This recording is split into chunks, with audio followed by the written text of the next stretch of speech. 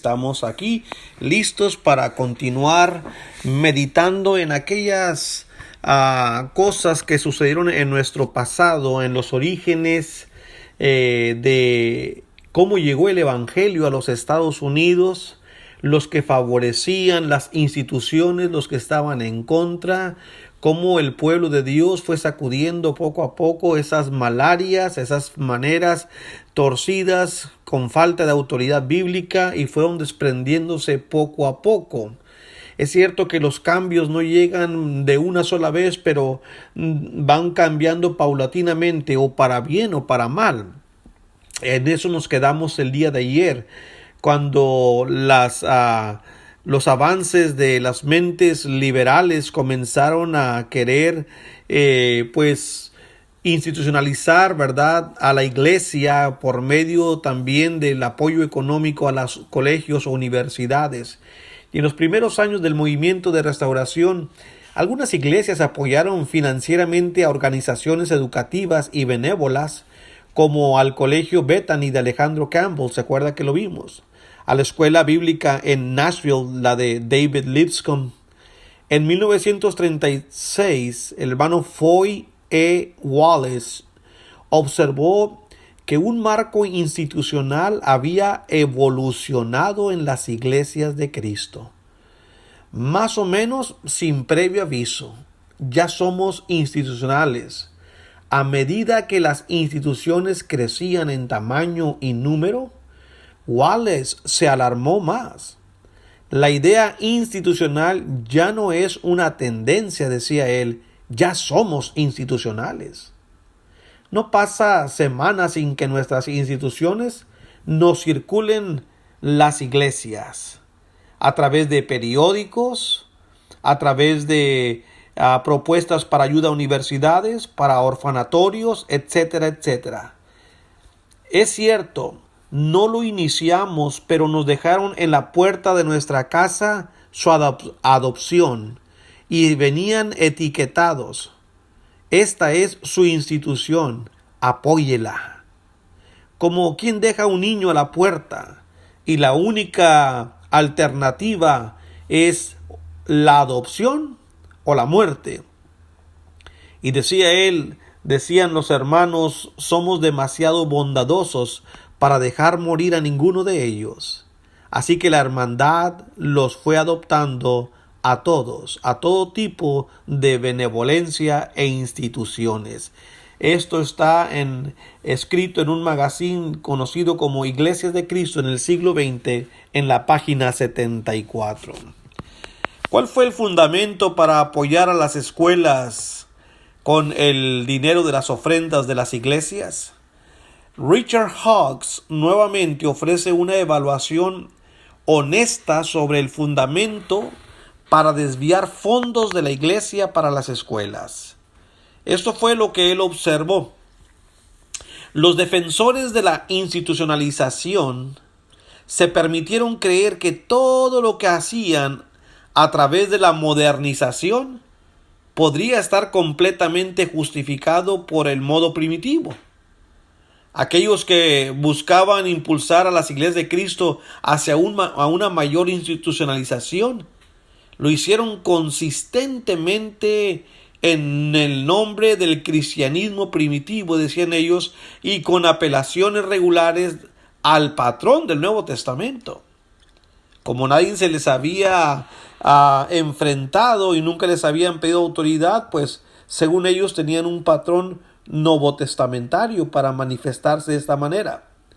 Por lo tanto, y por lo general, no manifestaban ninguna conciencia, no se daban cuenta de que al hacer esto, la brecha cada vez era mayor, que se estaban separando a las iglesias progresistas, dominantes, a las iglesias llamadas iglesias de Cristo, y a mediados del siglo XX se estaban muy lejos de los fundamentos primitivos del siglo XIX.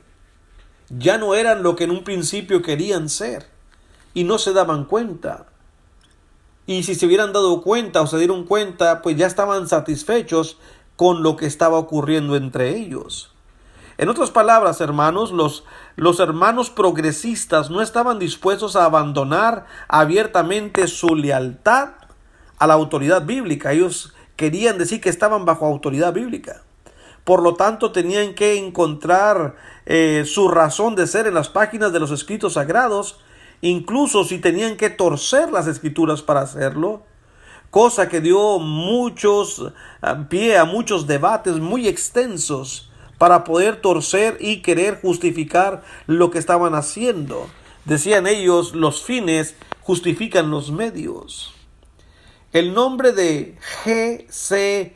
Brewer es sinónimo de persuasión a las iglesias grandes para que apoyen las escuelas con fondos de la iglesia y todo tipo de institución. Este hombre, G.C. Brewer, hizo mucho para que las iglesias finalmente apoyaran a todo tipo de instituciones. El hermano Hooper observa después de este tiempo lo siguiente. Decía él, se necesitaba la evangelización tanto en casa como en el extranjero. Aumentó la preocupación por los huérfanos, esto es después de la Segunda Guerra Mundial, por los ancianos, la educación en todos los niveles, pero con una perspectiva cristiana. Se volvió más reconocida como una extensión necesaria para el hogar, es decir, ahora esto se necesita, es necesario. Por lo tanto, la gran mayoría apoyó las escuelas cristianas. Las iglesias comenzaron a planificar un mayor crecimiento mediante edificios más grandes, más cómodos, mediante métodos innovadores para llegar a sus vecindarios. Y este señor Brewer representó en todo este sistema y método a las iglesias de Cristo. Él era un progresista, un liberal de primera. Antes de este tiempo, hermanos, muchos artículos denunciaban cualquier conexión entre iglesias e instituciones creadas por el hombre.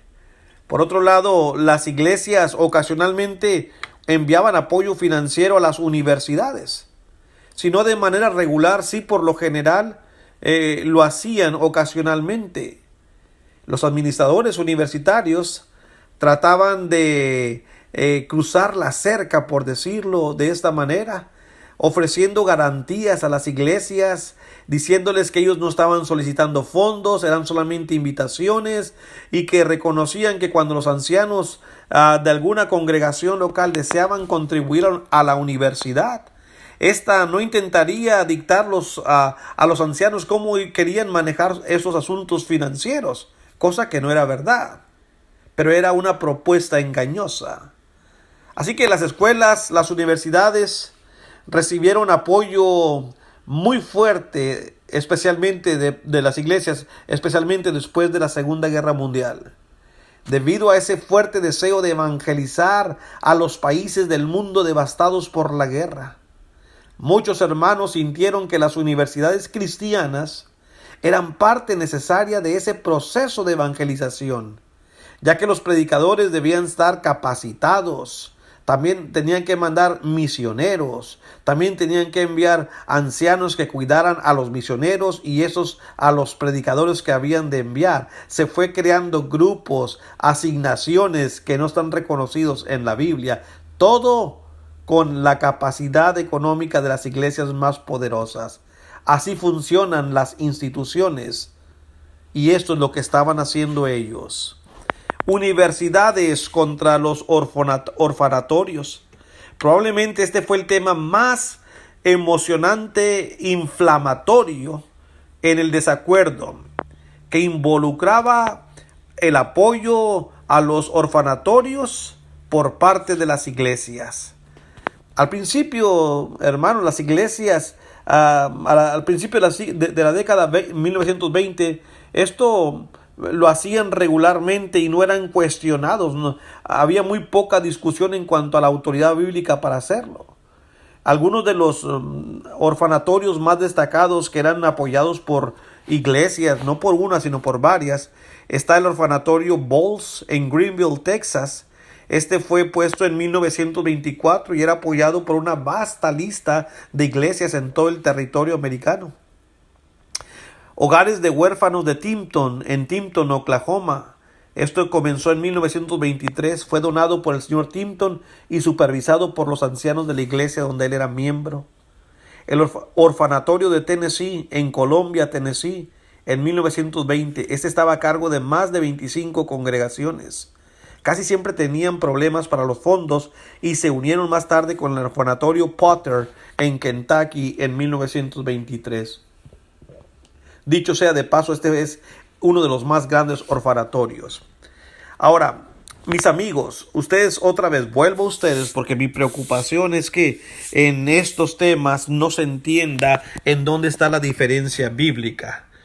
Alguien que no tiene conocimiento de la autoridad bíblica pudiera decir, ¿y qué hay de malo en que las iglesias envíen sus ofrendas para que existan orfanatorios y que existan escuelas para preparar predicadores? Bueno, ambas cosas, la una y la otra, una de manera grupal y la otra de manera individual, la Biblia nos da a nosotros la autoridad. La iglesia es la encargada de la edificación espiritual para los miembros de la iglesia. Ahora, ¿qué ocurre cuando se hace una universidad? Bueno, todos entendemos, aunque sea bíblica, todos entendemos que esta es una institución social y ahí va todo tipo de personas. Tiene que haber mesas directivas. Tiene que haber directores, tiene que haber maestros. ¿Y quién va a, hermanos, a patrocinar, a apoyar esto? La iglesia. Pregúntese usted con qué recurso bíblico, con qué apoyo bíblico se sostendrán estos. Esta es una institución aparte de la iglesia. La iglesia fue puesta por Cristo para dar a conocer a su iglesia, a sus miembros, la autoridad de Dios y es la responsable de la edificación. ¿Ustedes creen que Cristo no hubiese creado esta institución si Él consideraría que hubiese sido necesaria? Ahora, los orfanatorios, es decir, cuidar de los huérfanos, la misma es una institución que tiene que tener supervisores, directores, trabajadores, enfermeras. ¿Con qué fondos? ¿De las iglesias? Otra vez, ¿dónde está la autoridad bíblica? Les dije que uno era de manera grupal, la iglesia es encargada de la edificación y Pablo a los Gálatas nos manda a nosotros, hermanos, que seamos personas que tengamos un sentimiento de simpatía por aquellos que tienen menos y de nuestra bolsa nosotros podemos contribuir para ayudar. Si queremos a un orfanatorio está bien, o nosotros también podemos adoptar huérfanos como el apóstol Pablo también lo indica, y de una manera haciendo el bien, de una manera individual, hermanos, se contribuye sin violar la autoridad de Dios. Esto era el problema principal. El hermano Ed Harold describe lo siguiente que se desarrolló cuando los hermanos buscaron una forma de financiar las escuelas.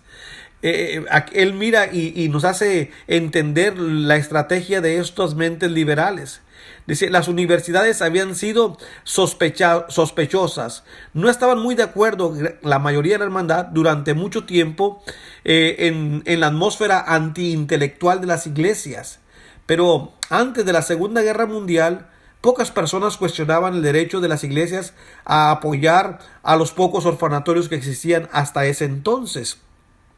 Como hemos dicho, en su defensa en 1933 sobre el apoyo de la iglesia a los colegios, el señor G.C. Brewer sintió que un vínculo entre los colegios y los orfanatorios proporcionaban una defensa poderosa a las preguntas que cuestionaban su autoridad. En otras palabras, él dijo, bueno, si nadie dice nada sobre los orfanatorios, ¿por qué ahora van a decir algo sobre el apoyo de las iglesias hacia las universidades? En 1947, también en su defensa, cuando se le cuestionó lo mismo al señor Hardeman, el de la escuela en Tennessee, aprovechó ese argumento de los orfanatorios, señalando que el apoyo a los colegios o a los orfanatorios era igual. Y dijo él una frase que ellos pusieron y la acuñaron como célebre: estos deben mantenerse o caer juntos. Es decir, si no quieren apoyar uno, tampoco al otro.